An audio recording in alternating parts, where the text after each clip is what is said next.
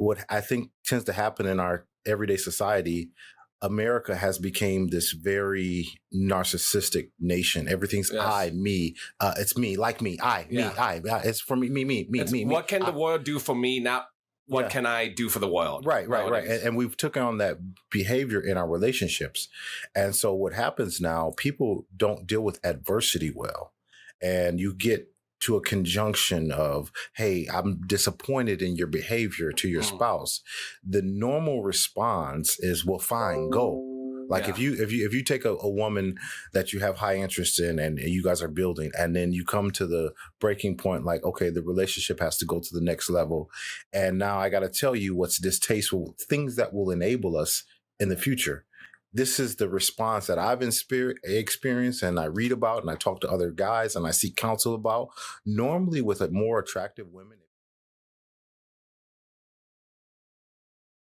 2, 1. We're back with number 171. This is a very special episode, everyone. We got the wonderful Gypsy who finally returned on the pod after a long hiatus. Hey! I'm so glad I'm back. It's like I never left. Yeah, but she's not the star of the show. The star of the show is the ghost here, the man in the corner, the myth, the legend, the pastor, Joseph Webb. Is it the 6th? I'm sorry. The 4th. I'm not good at reading fucking the I love that. I didn't know. I had to look that up too. If the no Roman I think you sent it to me wrong, because when you had it on the I on the right side, and that means you add. When it's on the left, you subtract. Right. You see, it's your fault. I didn't know that. I was at a water park and I was like, is it? And then I tried to look up and then I was like, and then didn't I put in parentheses or whatever 4 is? No. So it's a funny story. I'm so glad. Thank you for having me, Doug. Doug, you're solid on every area, man. I got to say some kind things about you before we get started. Thank you. I admire your ambition. Thank you. Your perseverance to do this, man. I really value that relationship and see your ambition, man, because a lot of people want to do stuff, but like it takes adversity to build character. So push your mic just a little closer for me, boss. Sorry. Don't mean to interrupt. No, I want to just commend you for your ambition, man. I see the studio, your hospitality is awesome, man. So thank you so much for having me. I don't take it for granted that you would allow a guy like me to come on your show, man. And I'm excited. Thank you so much. Hey man, the pleasure's all mine, dude. Honestly, when I think about my past, like when I saw these pods, like I've grown a lot as a person. So real quick, so I have a speech impediment, right? So just like growing up as a kid, just talking, reading out loud in class, dude. Just the worst fears, worst anxieties. My whole life, kids made fun of me. You know what I mean, calling me retard, whatever it is. Let me tell you. You know what I mean, though. But like I finally like starting this pod, like I got over the whole like speech impediment insecurities a while ago in my life. Right. But when I think about who I was in middle school, I would have never fucking thought I'd be recording myself talking in a microphone. Right. They can laugh now, but they won't be laughing and soon. They won't be laughing probably 2 weeks from now. They won't be laughing. Who can get this many followers and this many subscribers, man? Yeah. You got it, man. So they can laugh all they want. Adversity builds character. And you've overcome an obstacle of public speaking, which people are afraid of and can't do. So, like, I commend you for that, man. That's a hard thing to do. It is. I don't take that for granted, being in a room with somebody of that caliber that has been through something, man. I can talk to you because you've been through something. Yeah. Like, everybody wants to have a story, but to overcome that, man, that's a blessing. Right. And everyone has their own different struggles too, right? Like, I had a really good childhood. Both my parents are still together. Yeah. We grew up in the suburbs, you know what I mean? Yeah. So I didn't have the struggles of like poverty, you know what I mean? And like some different struggles that, other people in the world like face. But, just because you're born with maybe, under a good family, that your struggles are different from everyone else's. You know what I mean? I had a lot more society struggles, like growing up in like school and whatnot. And as I was like having the speech impediment and just kind of being a nerdier kid and just not really fitting in, with anyone. Yeah, your burden doesn't define you. Right. Your flaws don't define you. One of our greatest patriarchs, Moses, is had a speech impediment. And so like, don't ever think because your defects or something It's enabling. That's going to define your character. Right. I didn't know that. Yeah. Moses had a speech impediment? That is so inspiring. Moses had a severe speech impediment. When God first summons him to go tell his people, that was one of his objections. He says, I don't talk well. God says, take your brother Aaron with you, and he's going to be the spokesman. But like, even if you have gifts and a calling, like God will have a way to sustain you in a weakness. So it doesn't define you. I mean, I'm a flawed man. I mean, I'm a severe flawed man. You have no idea. Yeah. But I know God is with me, and I know God is reigning on my life. And that's where the church makes air of presenting this pastor that he doesn't mess up. He doesn't make error, and he has these shortcomings. And now we embrace them and say, look what God can do when we have these shortcomings, and embrace it. I mean, I'm happy that you can embrace, like, I got this issue, but look at me now. Yeah. And I feel like I'm actually proud of it. Like, if I could get God grant me, which is like, hey, I'm going to fix the speech impediment, I'd say no right now. It's like, it makes me who I am. I like being unique. I like having I like being a different voice now. What I was once embarrassed about, I'm now proud of. Yeah. And that's what you just got done hitting on the head, like embracement. And I got to say a special thanks to Gypsy for the connection, the introduction to you and to ask me. So she could have asked any other pastor to come, but she saw fit to have. You know, you're my fave. Yeah. You know, you're my favorite person. Even though we fight and argue a lot, he's my favorite. Well, she said you're not like most pastors. She says you kind of got away with the ladies for a pastor. I told you that. The show has started. The show has started. I told you that. Wow, you just get right into it. I did get right into it. I love that. See, the lovely thing about these podcasts is they happen so organically. Like, I was not expecting that, but like so I have a rule of thumb. I was taught I came from a culture of a lot of just solid men. And so my father, which was big time when I was a young boy, he didn't allow me to be in a house full of women. I have 3 older sisters and a mom. Parents are still married that live in Las Vegas. And he didn't want me to be taking on women tendencies or women behavior. So like when he would be gone traveling, I would have to be with my uncles or my granddad or a brother from the church. And so I took on a lot of mannerisms. I came from a culture where I shouldn't even be saying this. This is going to be bad. I came from a culture where it was screw as many women as you can. And then when you get married, hide your phone. Okay. And it's like that's wrong. And keep that goes getting after it. Yeah, keep going at it. It was a positive thing to have multiple women. But I've changed my life, and I'm still reaping the repercussions for living that lifestyle. And so I'm telling guys, like, look, man, it's okay. We all struggle. Yeah. I don't. What repercussions? For instance, 2 weeks ago, we were at church and a family was there, and a young solid dude. So I have a thing of introducing myself to visitors. And so a guy was sold on the church. He was there with his wife, 2 kids. And then after it was over, the wife was like, man, I like this church. So she goes, hey, we want to invite you over. And I'm like, well, no, how about I take you guys out to eat? And then she's like, well, you guys. And she kept saying you guys over. And she's like, well, you and your wife should come. And I told her I don't have no wife. And she looked at her husband and was just like, we're not coming back here. This dude right here ain't even got no wife. So like dealing with that kind of stuff as a leader, as a pastor, thinking like, okay, you have everything and I'm missing that main piece of a wife or a companion. So it's like, that's the deficit it puts me in, but it gives me good avenues to relate to people that are single. Absolutely. And I don't really give marital advice, so I refer to other churches that are helping. Well, if you had a wife, you wouldn't be able to go and watch with me at 3 a.m. because you'd be like, why are you hanging out with her? Okay, we don't. All right, I mean, you have to deal with drama. It's a perfect situation. Right, huh? Well, I want to pick your brain at. So, do you believe? What's your opinion on just monogamous people? Do you believe? So, I was thinking about it, and me and my friends have talked about it a lot. As humans, I don't believe we're necessarily supposed to be monogamous. We learned that it's better that way, mainly for kids and mainly just to create a family. You know what I mean? Because so many people, they get in these long-term relationships, they usually someone ends up cheating eventually. Well, like you said you grew up in a culture where it's bang as many women as you can. Maybe not a culture is the wrong word, but like, that's like, that was your environment, right? That was kind of like influence on you from your peers and whatnot. And I struggle with beautiful women. And so we all do. Yeah. So to answer your question is that that's is to be monogamous, one-on-one, mono and mono. That's where we get the word mono and mono comes from, one-on-one. monogamous. For anybody that doesn't know what we mean by monogamous, meaning one person in a relationship, I think it's healthy with the right elements, with good communication, good understanding, good goals, morals, ambitions, mindsets, and all these things have to coincide with each other to build on that.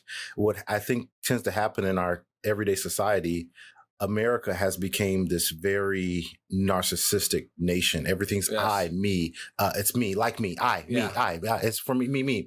What can the world do for me, not what can I do for the world? Right. And we've taken on that behavior in our relationships. And so what happens now, people don't deal with adversity well. And you get to a conjunction of, hey, I'm disappointed in your behavior to your spouse.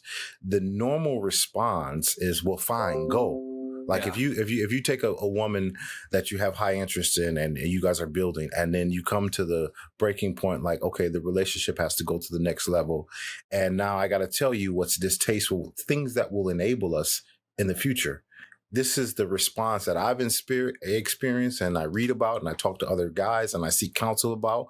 Normally with a more attractive woman, if you tell her her flaws and where her shortcomings are, her response is, well, fine, go. Yeah. Well, and it's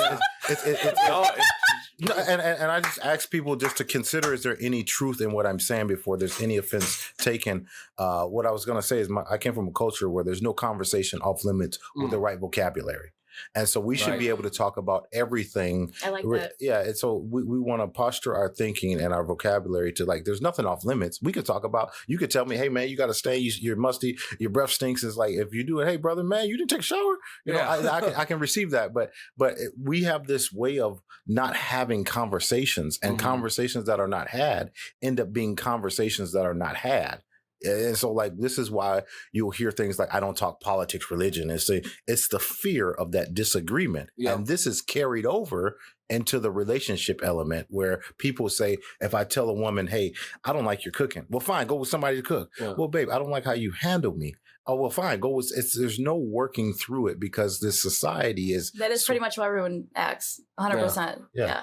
And so like, this is a conversation that I value, that really needs to be had with relations, even in a friendship. Yeah. Like, I just had a buddy tell me that he doesn't want to rock with me no more because I had a woman that was coming over while we went to go play ball, and he was dropping me back off, and he's like, oh, he sent me a nasty text. I'm like, brother, you're supposed to love me in the circumstance, especially as a brother of Christ. But brother, like, you don't just neglect, because you don't even know the story. You don't know if this lady's from the church, she's dropping off something, or like, you just see that and say, you done with me because I got a woman meeting me in my, and this is the norm now. America, adversity happens. It's like, I don't want to do with it. Nope, I can't. Well, Joe, I add to the fact too, now people can go on their phone and have thousands of options, right? Yes. There was actually a study done that was really interesting. And this guy was swiping through Tinders, like swiping left. Yep. And he swiped past this one woman, and they went back and said, okay, well, she was attractive. She has every quality you want. And he goes, oh, well, she was wearing a Yankees hat, and I'm not a fan of Yankees. And they're like, if he was in a bar, he would have thought she was attractive and wanted her. But because people think there's so many options out there, that over something of wearing a hat that he doesn't like, he doesn't want that. And so you're completely right, where people just, they're turning and burning just right. people. Oh, the littlest thing, and people even ghost now too, where if they don't like someone, they just like delete their number and just never talk to them again. And it's just so. And this is a society we live in, because it's like, it's easier. They do what's easiest, and it's like, why would you not embrace that adversity with somebody? And I keep stressing the word adversity, because it's a healthy thing. It is. We don't like it in our society. We think adversity is a bad thing. But if you just take Obama's failures, or somebody like Nelson Mandela's failures, or Joe Biden's failures have caused him to give up, and had a response of Oprah Winfrey, people that have major success. Michael Jordan says, I got cut and now I'm going to quit. We don't have the best shoe ever. We don't have the best conversation starter for guys in a barbershop with basketball. Who's the GOAT? Like, these are things that people just give up and say, adversity, I just give up, I quit. we don't get these things, but nobody wants to take this journey of saying, like, I failed here. This is how I go back to the drawing board and figure it out. This is where I can learn from. And then another thing in our society, we don't seek counsel well. We everything's about what I know, me, what I think, and having so we endorse something called the 5 friendships. And the 5 friendships is this thing that will have every human being polished on every area of life. If you have a young person as a friend that can teach you and learn from, like, for instance, my nephews, he's the one that told me that, hey, Uncle Joe, we don't ask for phone number more. We ask for Snapchat. I was like, wow, I didn't know that. Right. So true. I learned that from him. Then you have to have a peer like Doug, me and you become friends. We have a peer. We can challenge each other. Like we can, there's no competition. Me and you are just hey, Doug, you should have another thing in here. Joe, you should endorse this in your sermon. That's a friendship. Then you have to have a foreigner, somebody that comes from a different culture that can teach you, like, I got a friend named Tony. He taught me things like in Israel. It's very quick to build a relationship with somebody when you ask about their family. I was like, oh, wow. Yeah. Because in this culture, I say, hey, Doug, how you doing? Next thing to come out is, what do you do for a living? Right? Collectivist. It's because they're from a collectivist culture. Yeah. And then another one, the fourth one is a older person, a mentor, somebody you can seek counsel to that's been there where you're trying to go. And then that last one is somebody less fortunate. And if you have these 5 friendships, you're polished. And then you can even add one more too. If you could do something like have somebody as a friend where there's no erotic desire on no behalf, which is really hard. Yeah, that's a whole nother conversation.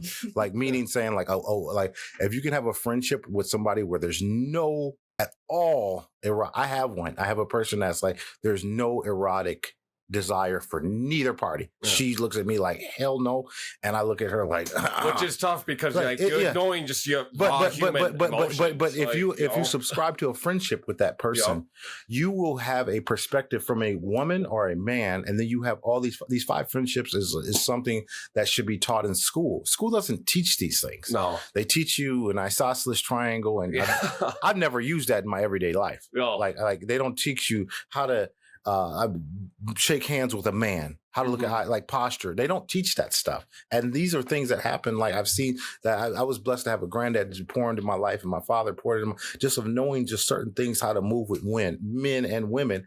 And it excels you. It takes you in rooms where the average guy doesn't get into. Yeah. Like, I have a great testimony. The St. Paul police just funded my basketball camp.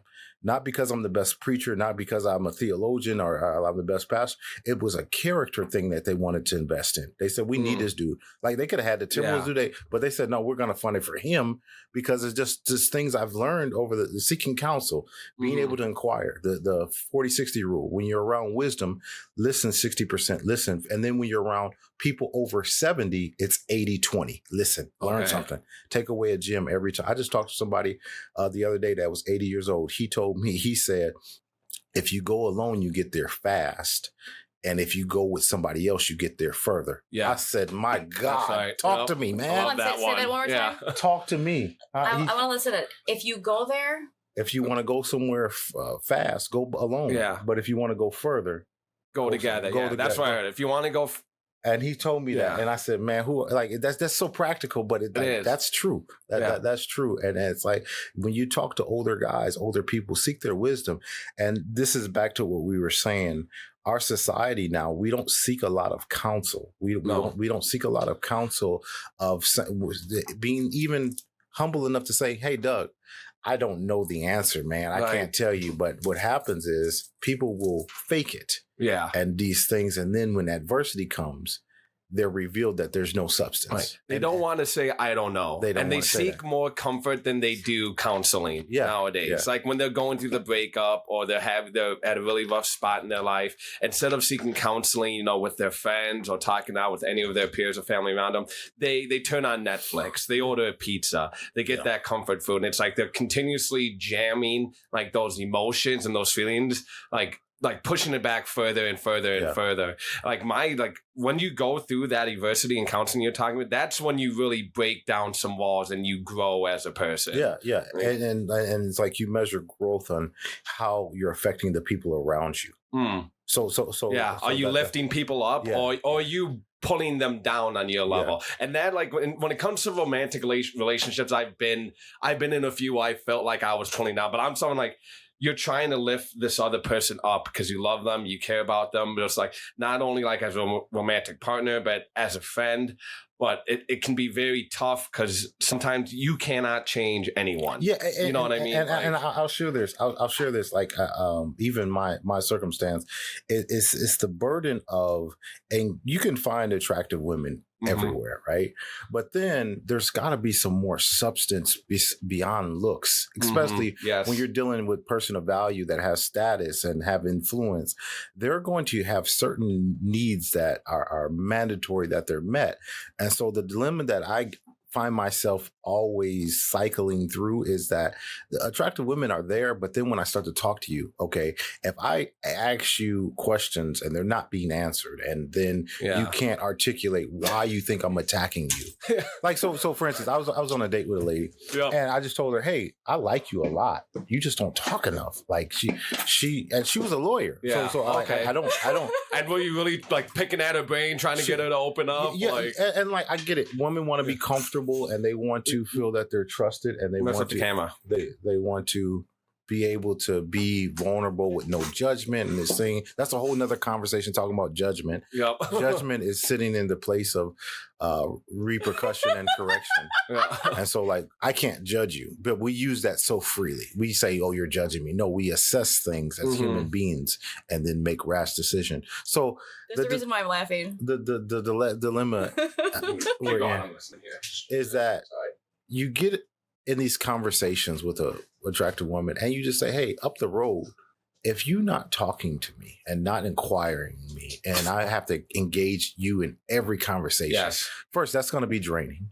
Secondly, I'm not going to think that you have a desire, and I'm not going to use, I don't like when I hear men say feel a lot. Men act on what they see and what they think. Not saying that men don't have feelings, but men are supposed to execute something called rational deduction.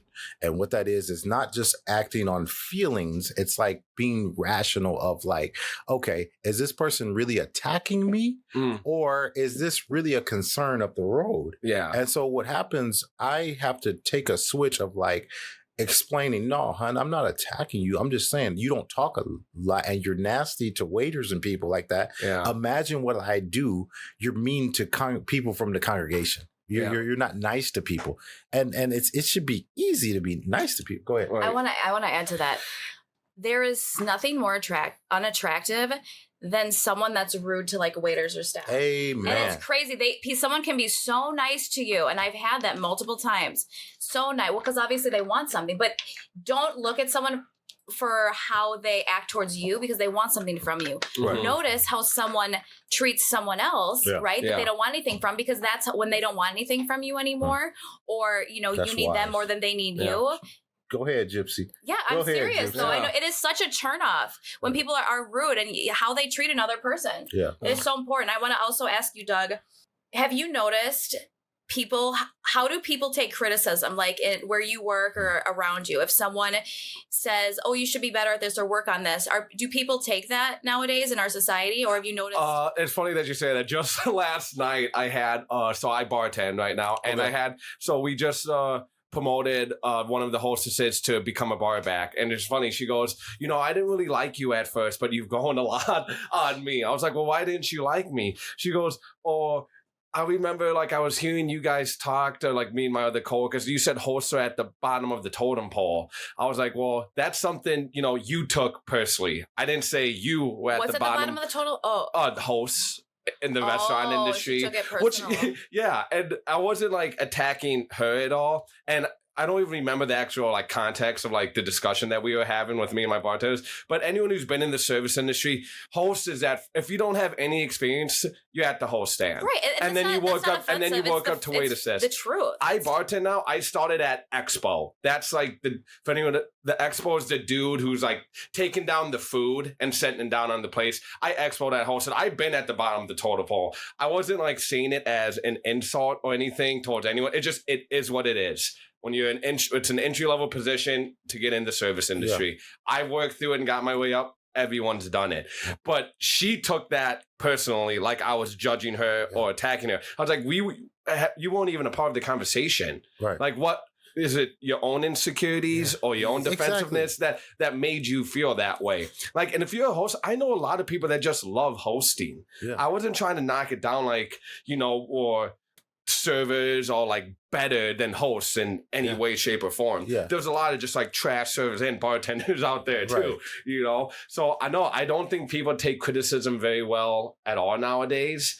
And I think if like having friends around you that criticize you and keep you on your shit is the best thing. Accountability. Accountability. So and that kind of like gives us an avenue to get to this conversation of accountability is something that you can't hold people. Now, if you hold people accountable now, you are the devil himself. Yeah. It can be just the most practical thing. Like I'm around a lady that she doesn't do well with answering questions or being on time, right? She doesn't do well with that.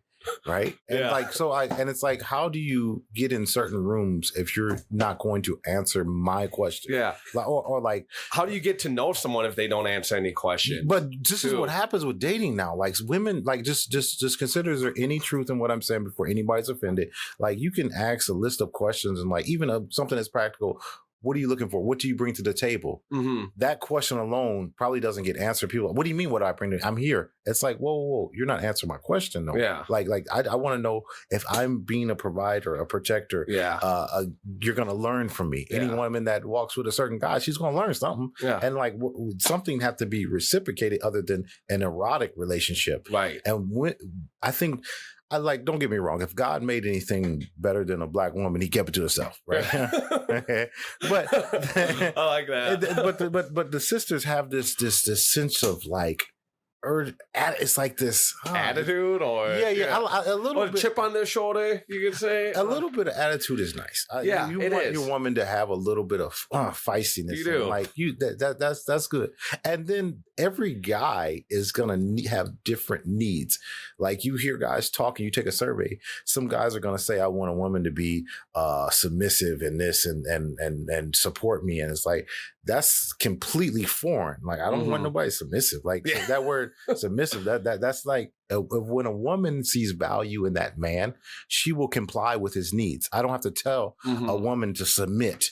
Like you hear guys be, oh, she got to submit. And it's like, no, you're displaying something, brother, where she's like, you're a clown. I'm not about to submit that or comply with what he needs. This dude's a clown. But guys won't be accountable to like what they're displaying. If you display a certain thing to a woman, you don't have to tell her like, look, this is how I need you to talk to me. And this is what's expected. She's just going to fall. It's a human nature. Yeah. But everybody wants to just be the it thing without no adversity, no conjunction. They just want to be this guy that's boss of everything. It's like, you ain't been through nothing. You ain't never served nobody. You ain't never followed. You ain't never learned from nobody. You don't even got a mentor. Like, how do you expect you just to know it all and then have somebody eating out of the palm of your hand when like you're not reciprocating that? And then on the woman's end, it's like these YouTube videos are giving women ill fallacies of how to deal with men.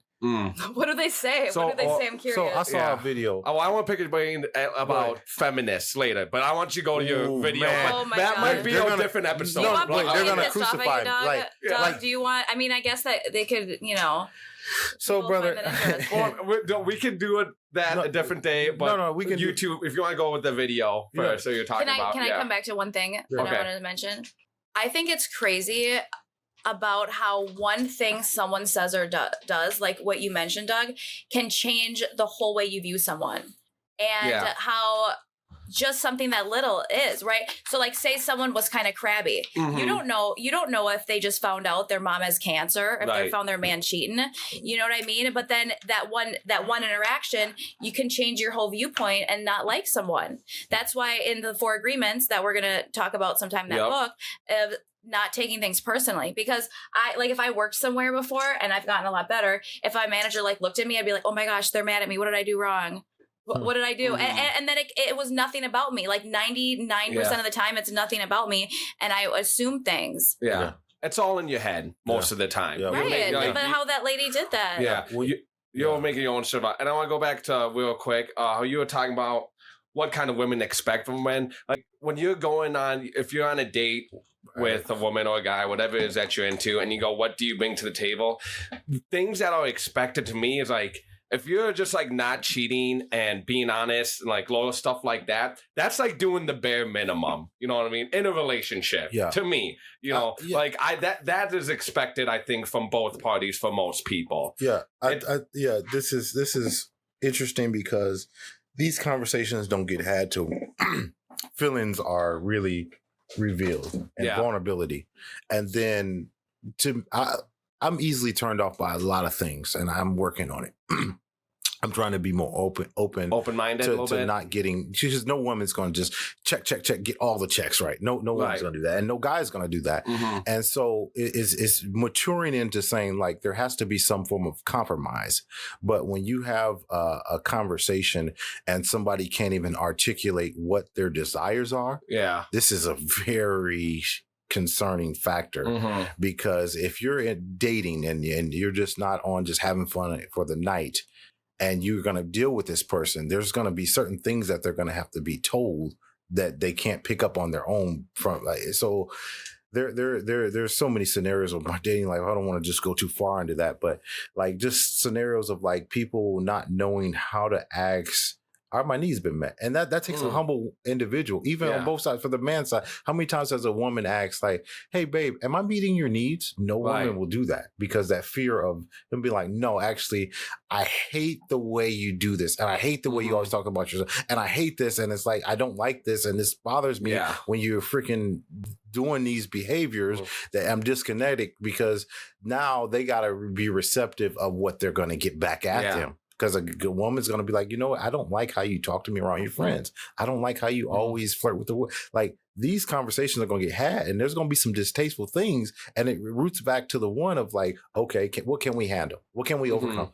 I mean, like when you build a relationship on any team, I used to play basketball, and like every training camp, I noticed that a fight has to happen amongst us. But what it does, it brings us to a brotherhood. It's like we've overcome adversity together. Like that. I used to be a jerk. I used to try to piss a woman off on probably like the third or fourth date just to see how she's going to deal with that. Just to see how she handled. You would do that. Huh? You would do that. Oh, absolutely. And like, he admits he's petty. Hold on. Like I've met some. He's what? I said he admits that you can be petty. Oh yeah. I'm a flawed man. Can be a little bit. I can be immature. Like my job is really serious, so any avenue to act a fool, I take it. Especially like Friday nights. Goes back to having that playfulness about it a little bit. You know, this is something I think is really important. I think it is so important that at any age you can have fun. And Joe's my best friend. We have played Truth or Dare at the casino.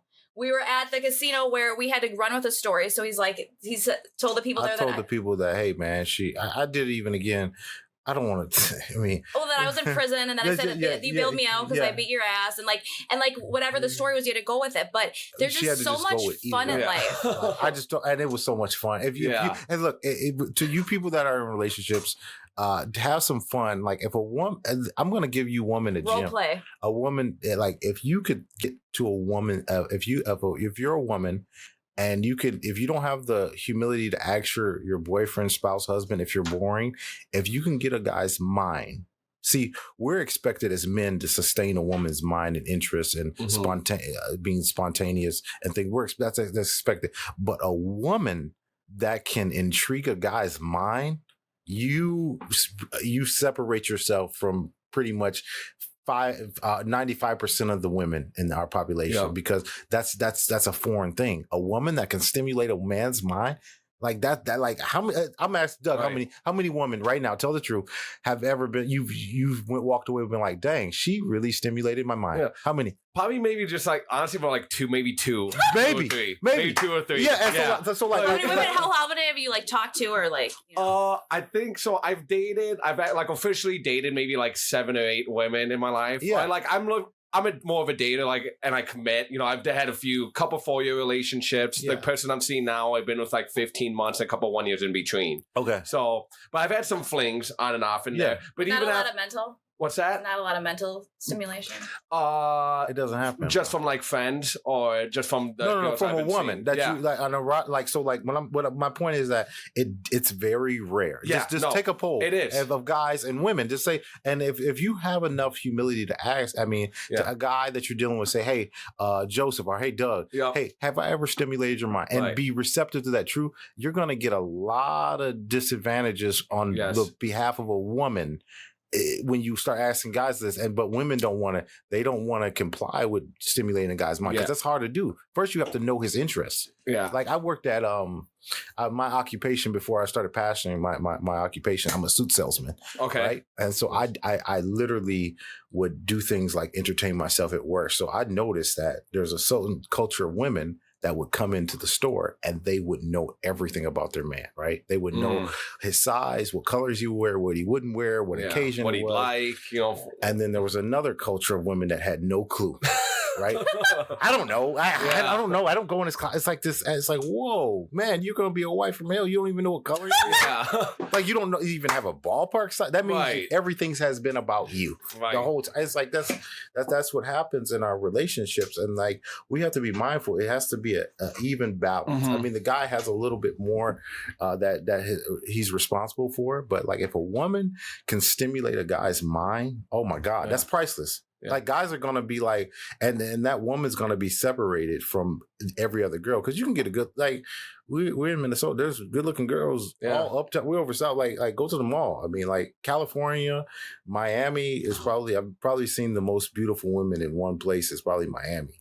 Like that was that was unreal, Doug. Like I couldn't believe like how I was literally a probably 2-block radius, and I saw probably 20 knockouts where I'm like, what is going on here? And it's like, that's the Miami thing. So it's that's like, just a normal thing over there. It's like, even Cali girls, like, like there's a certain mindset that they have. And everybody is open. That's why I endorse, you should travel. You should get like a person that's well-traveled.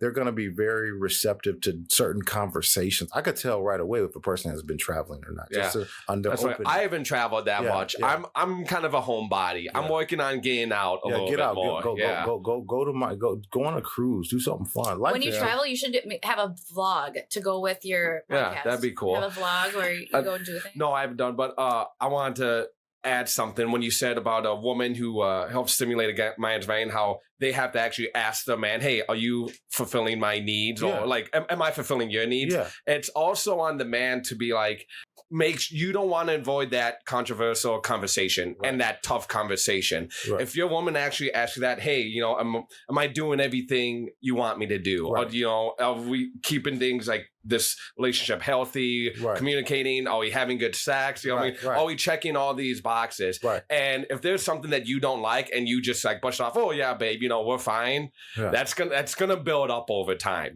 So it's on both parties. Right? I wanna ask you something too, Joe. What if there was a marriage, right? Okay. And why do you give me that look? No, I've wondered this. When you say a marriage, I'm not married. Yeah, so no, but I'm talking about people in general. And the wife and husband are so compatible with their communication that the husband could say, honestly, there's this coworker at work that she's being flirty with me, and I'm kind of having a desire to sleep with her. Because if you can say that, right, there's women that will snap on you. That's a whole nother level. Listen. There's women that will snap on you, right, and be like, oh, hell no. But what if you're that close? Because when that happens, right, you can look, where are we not connecting? Mm-hmm. Because if you are extremely connecting with someone, I don't care how good someone, you don't want anyone else. Yeah. That's how I am anyways. When I don't want anyone else if I'm connecting. But if there's a lack of connection, and then to be able to talk about that where then they can see where we're connecting, or is that something that is just out of bounds? Like that just could never happen? Well, I mean, you could be that honest. Yeah, honestly, my parents are pretty honest with each other. Like I value their relationship and I admire them. They've been married over 30 something years. I don't know the exact number. they have a really openness about the desire. So my mom will be like, yeah, she got a shape, but it's not going to look like that in 20 years. So you can look now. And she's like, mine still look like they have a relationship. Like my dad might, you see a waiter and be like, Andy, did you know her? And she's like, I know what you're doing. You want me to look so you can get another look in. It's like, that's fun. I mean, like, you have to keep this excitement. That's way more fun, than having the jealousy. Yeah, like what we were saying earlier. To have like a little bit of jealousy, some playfulness, jealousy. But just even being playful in everyday life, right? I got and a funny not taking story. life too serious. Funny story. When I was about, I'll push that mic just a tad closer to you too. When I was a little boy, my goddad at the time, Steve Rollins, rest in peace, was the head of security operations for the Minnesota Vikings, and he wanted to do a good deed. I don't know if it was for my birthday or something, but he took all the boys, all my friends, probably about 30, 40 kids from church to this Vikings practice or whatever. And you had their parents, and then we were going there, and he gave us a tour of the place after we got off the field, and all these married couples were with his people and their parents, and then we had to go to the locker room. And when we went to the locker room, people started yelling. I remember I was a little boy, and like one of the guys that had just firstly gotten, he was a newlywed. He went and stood in front of the door. I'm just going to back it up. And like, so the Vikings were in there, and they were showering, and they was like, man, I love my wife, but I can't let her see this. I can't let her see this. And so like the women were like, we want to go. No, you can't go in this locker room, right? Not right now. You got to come back. But I was remembering like when I was a little boy, I was like, man, them people were like really angry about like, don't let them women in here, because if these women see what's in this locker room, they're probably not coming back. And it's like, I remember I was a little boy, I was like, oh my God, these guys are like freaking horses, man. It's like, it's like I wouldn't want my dad was just like, yeah, I told your mom, if you come in this locker room, you're probably not coming back with me. But yeah, it's crazy. Like you got to be able to ignite. Like there's other good looking people. There's always somebody hotter. Yeah, that's what I tell myself. There's somebody hotter than me. There's a dude with a bigger dick than you. Yeah. Like, and it's good to have that sense of humbleness. Yeah, and then that's why it's good to endorse like knowing your individual, because a woman you can make a woman do all kind of orgasms and fulfill every sexual desire, but then if a guy comes along and stimulates her mind, and the sex is half as good, she's gonna be like, I want that mind thing, like understanding somebody, and it's rooted in conversation. It's just rooted in conversation. My biggest thing, honestly, is I have a weakness for smooth talker. And especially too, like to get called out on shit. Like, oh, you normally get away with that. Oh, that's how you like. I don't know what you're saying. It's true. When people call you out on stuff. Is that why women like assholes? Do assholes kind of keep? But assholes, I think they have more of a tendency to call women out on shit. Okay, here I have a theory. I have a theory about that. Here, no. Listen. I have a theory on that. Okay. Oh, this is getting fun, man. Listen. I have a theory. Okay. First of all, women don't like assholes, but I'll explain why typically women are with guys that aren't the greatest people. Women love passion, right? They want to feel desired. Even Oprah did a study. What is the number one thing all women want? To feel desired, right? Typically, not all the time, but typically the guy that you're going to be at the Mall of America, that's going to be like, I fucking need you now, and throw you into the handicapped bathroom and fuck the shit out of you. That you know what I mean? Or start going down like that type of person typically comes the bad with boy. Right, exactly, who then isn't that nice, and that will like have sex in the car or random places, or that just needs it all the time. That type of person, not all the time, but more so than not, has a character flaw where they don't really care about rules, or they're whatever. So women deal with that because it's really fun. It's fun to have someone that is like spicy like that. It's enjoyable. That's why they deal with that. But no woman ever is like, I want like, it's not the asshole personality. Yes. It's the sex that comes with typically the guy that has like issues or whatever, or the passion behind that. Like if you've been through stuff, you have like this passion, right? They like that, versus nice guys that don't. But you can be, nice they're too calm and too shy to really like call a woman out. Right. Sometimes. Have you ever call people out because they're worried that they're gonna like hurt their feelings? You know. I have a friend. Oh, sorry. Go You ahead. can go. Yeah, Okay, no. I'll go. I have a friend that there was 2 different guys, right? Yep. One of them, if they were in a fight and he goes, he's like, tries to have sex with her and she would say no, he'd go and sulk in a corner.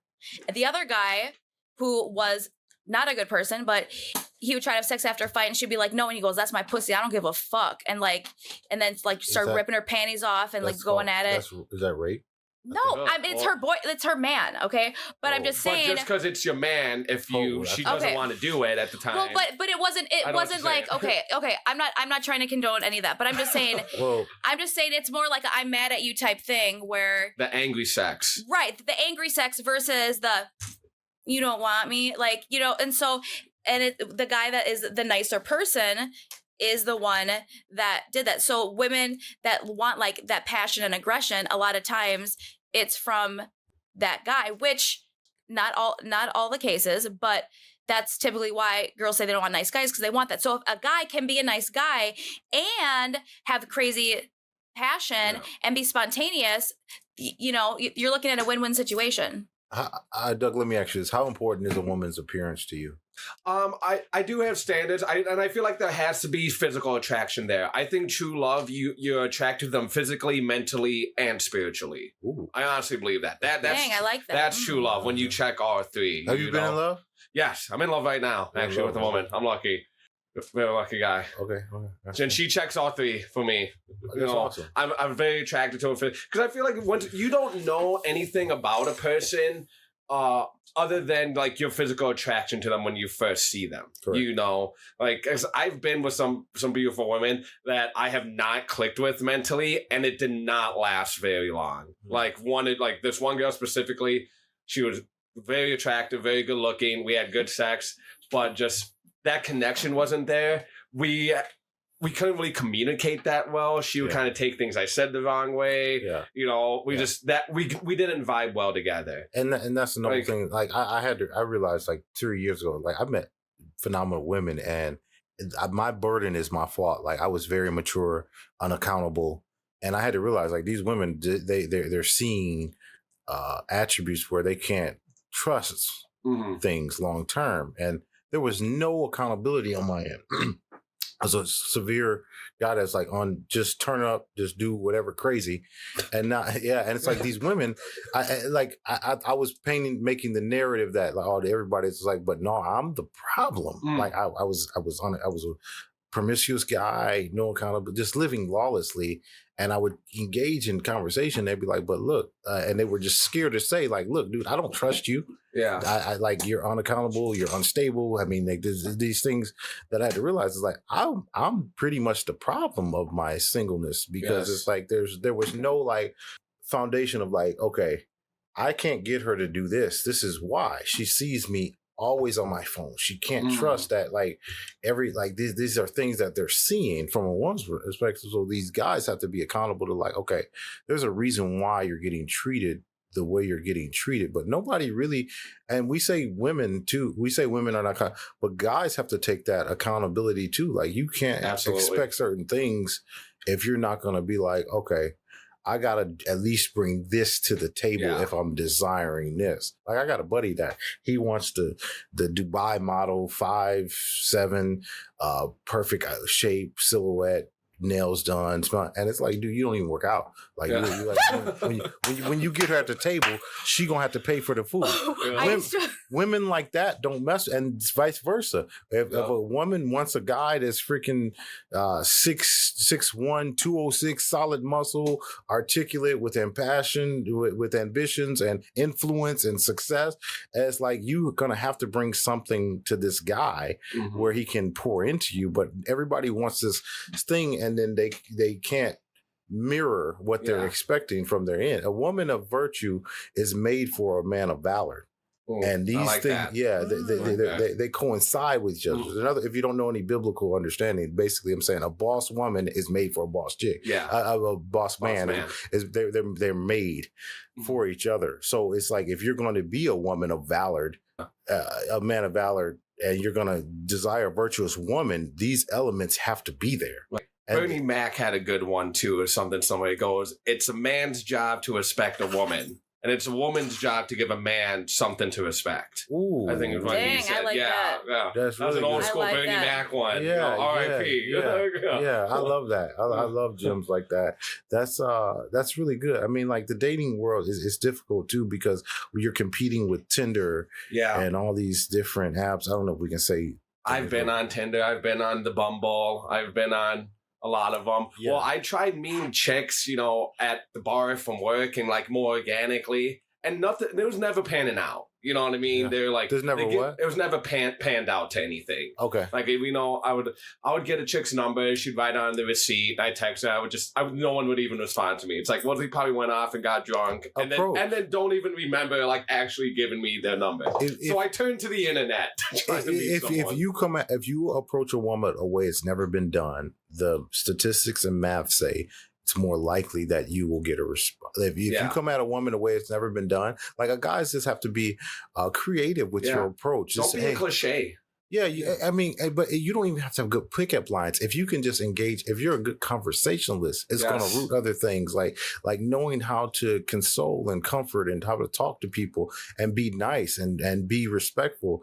Like you could be a jerk and still do it, but like when a woman hears substance, she's probably more likely to be like, I want to leave with this dude or hang out with him again. Yeah. But these things are not being taught. It's fast now, swipe right. So now, and now people are like have a low attention span for dating. Oh, that building, that courting. It's like, no. Oh my God. People have no expectations anymore. Literally. That's why I was in a Clubhouse group talking about this, where nowadays a guy and girl meet up and then they hook up, and it's like, what is the like standard of anything? And then most guys are talking to a bunch of girls and girls are talking to a guy, and people just aren't connecting anymore. And a lot of people are having really shitty intimacy because of that, as a result of that.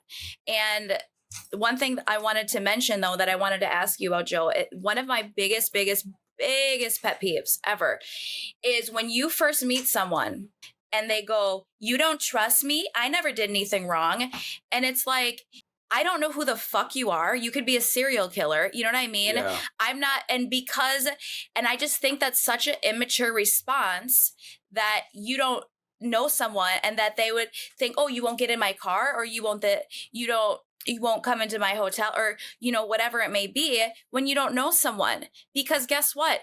If anyone is like in my life, I will happily, if you don't trust women, let's take baby steps. Whatever you need to feel comfortable. What happened because in your that's past. important. Yeah, exactly. Whatever it is for you to feel comfortable. But that if I know you for a day and then you go, oh, you don't trust me, you don't know me, it is beyond immature and disgusting to me. What is your thoughts on that, Joe? I think it's so if somebody did that, says, hey, you don't trust. First, you have to earn and build trust. Thank you. Thank you. Are you someone who gives trust right away, and then once it's broken, it's lost? You know what I mean? Because what I do personally, I feel like when I meet someone, like, you have my trust to a level. Like, you know what I mean? I'm not going to like borrow you like $500 or anything like that. Just because I don't know you on that level. But there is a degree of trust that I give everyone as soon as I shake their hand. You know? And so I have a rule for that too. I agree. Like I don't live in a world of like, oh, I can't trust nobody.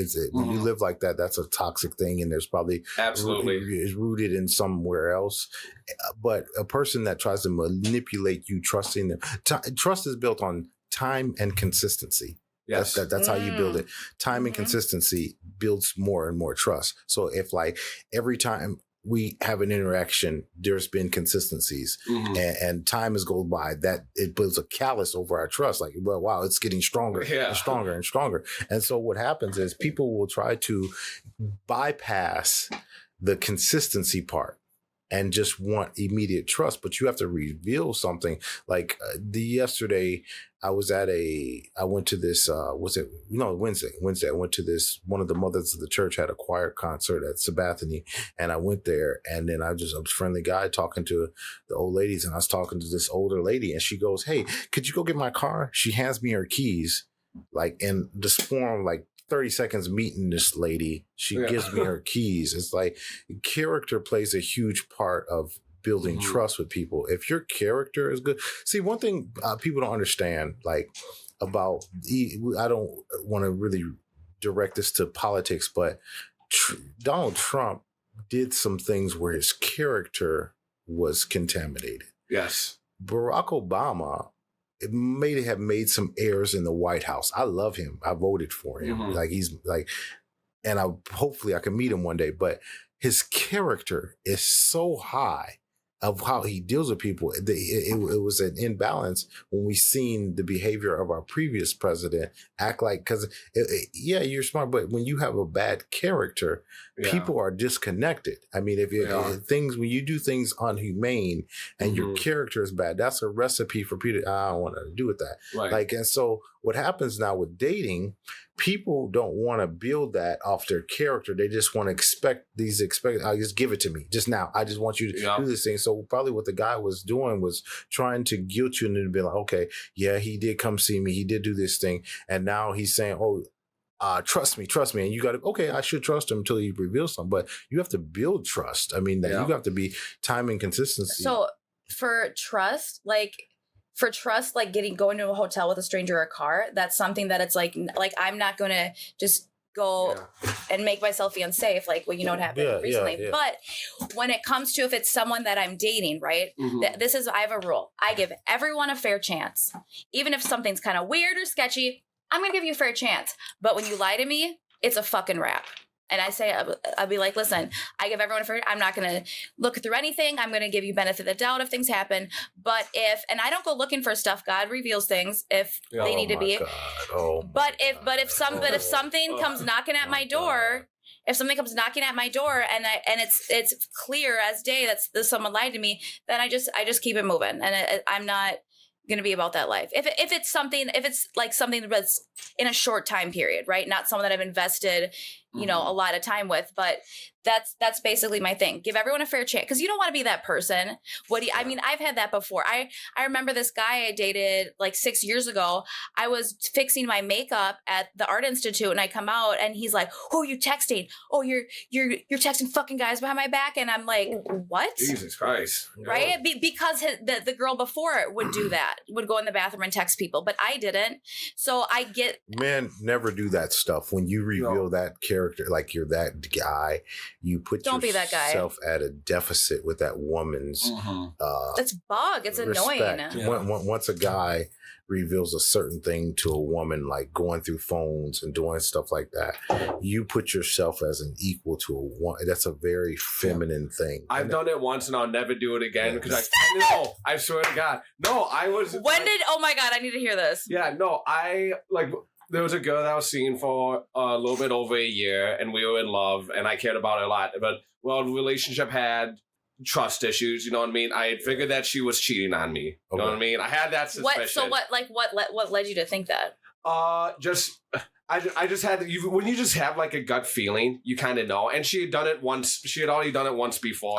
So okay. I was like, yeah, it was stupid for us. You forgave her after she cheated? Yeah, I forgave her. Okay. You know what I mean? It was stupid for us to even try to make it work. You know what I mean? I thought I was mature enough to handle it, and I believe her. She said she was really, not that it's an excuse, but she said she was very intoxicated and she used the rape word, which I have mixed feelings about when you're with a group of people and everyone's really drunk, guys and the girls, and then someone ends up having, and then two people having sex. Is that rape? Is the guy taking advantage, of that other person? So I had a lot of mixed feelings with the situation, but I loved her. So I believed her, and I went through it. You know what I mean? Like we just saw a guy that told us that his wife, God bless his soul, our friend at the casino, said that his wife got gangbanged on tape. On Pornhub. On the hub? And yeah. And his buddy sent him the video. While they were together, or this was like in the past? No. What I mean? They were together. They were together. They and they look like normal people, like you wouldn't think. Yeah, he opened up to us and told people opened up and just told us this stuff, and I was just like, man, my heart's off to you because I don't. That's bad. And then he said that he was just like taking his kids away, but like your wife seeing that and hearing that. Yeah, he handled it well though. He said, "This is what he did." Listen, I wouldn't have handled it this way, and I don't know if a lot of people would. He said he opened his laptop, and he showed her the video, and then he went outside to have a cigarette. Yeah. And before that, he made them scallops or something. He made them a nice meal. And it's like, how can you hold your cool that long? Yeah. You were asking. What would you do if someone that you loved, someone sent you on Pornhub of her, she went on a trip and then she came back and like a week or two later, she's getting gangbanged on camera. I don't know what I'd do, to be honest. I don't think I could handle that. Like, you know what I mean? Like, that's obviously things would end, you know, and that is a really tough question. And so when you ask me that, like, I can't even comprehend that. That's just like such a rough experience to go through. Getting cheated on, like, that's bad enough.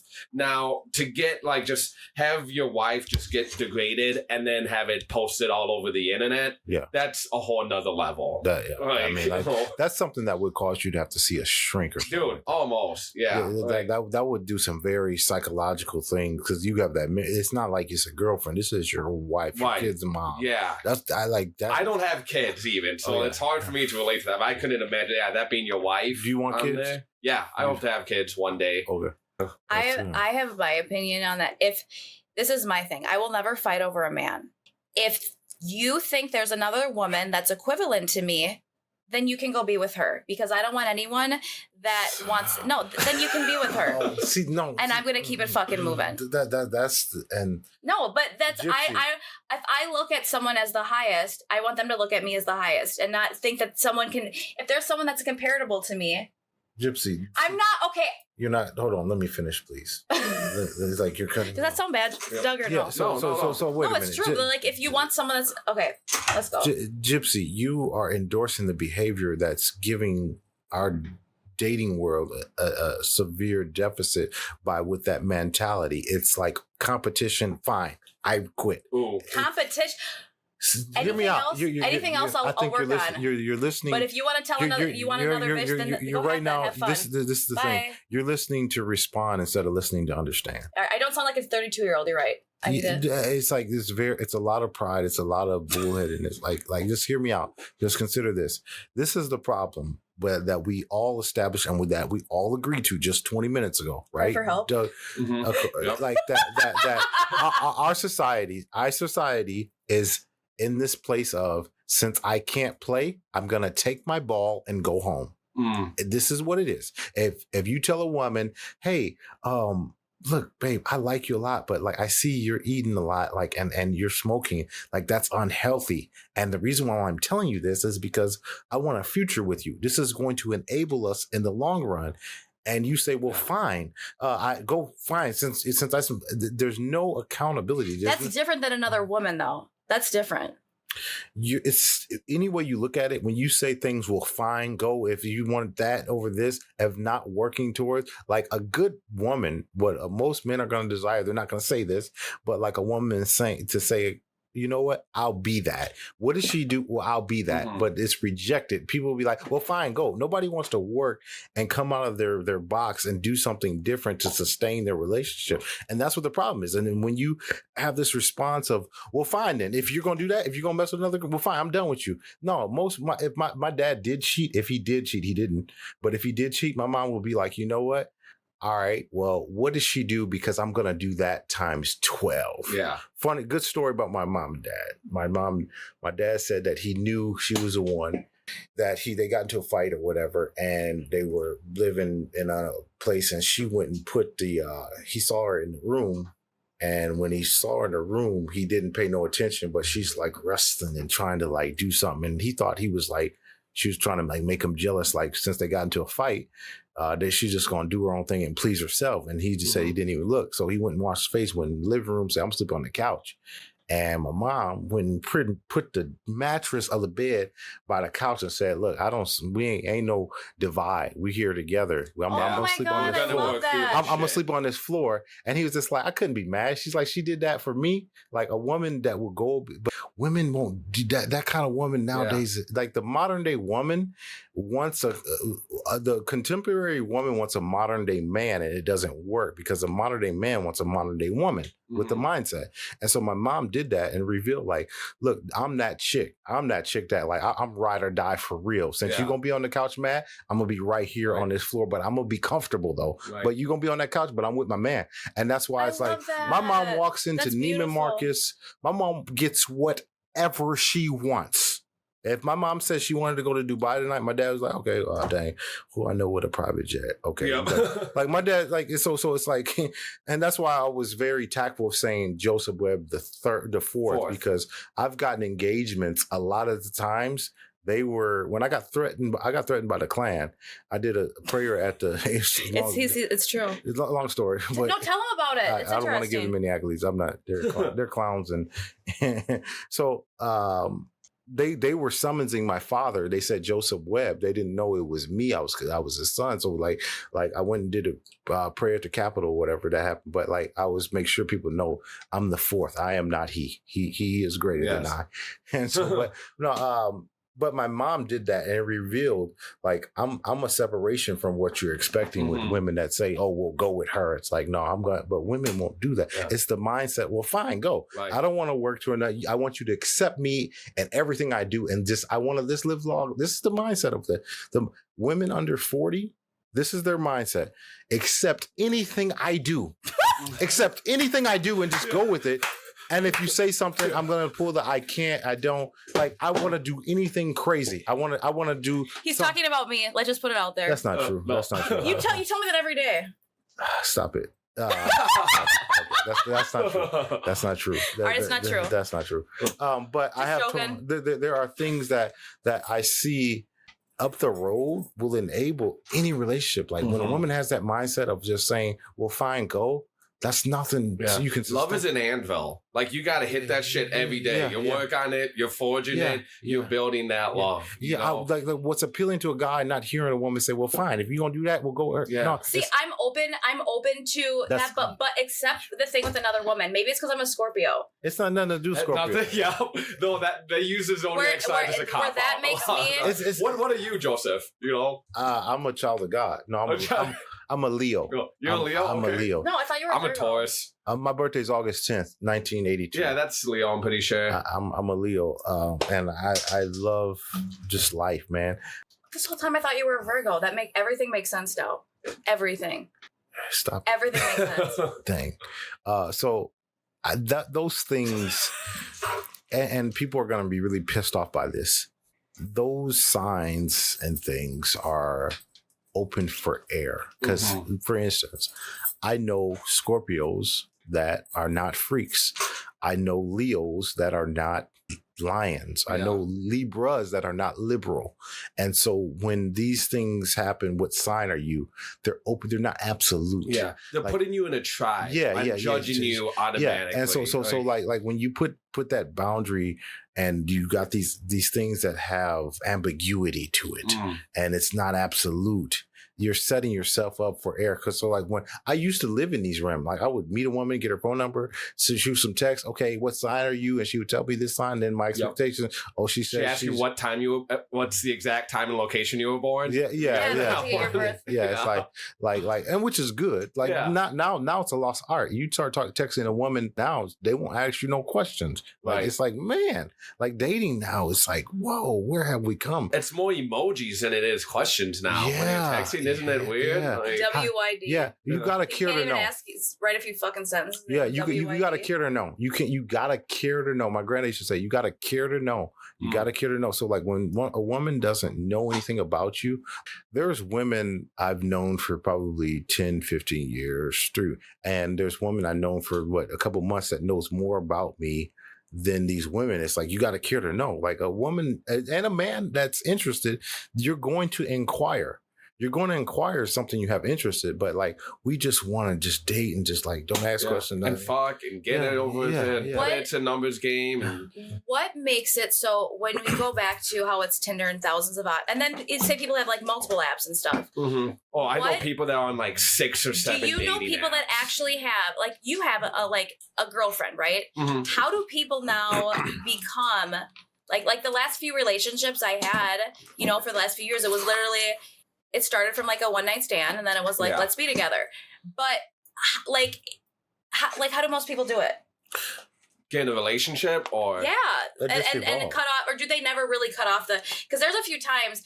I'll admit, in the past, I've been on Tinder, even though that's slim pickings. A long time ago. Okay, don't judge me. I know there's not quality people on there, in my opinion, but you'll see someone like still active on there, and then you'll see like on their Facebook they're posting pictures with a girlfriend. So it's like, and I've seen that multiple times, that people are in relationships but they're still on Tinder. So when do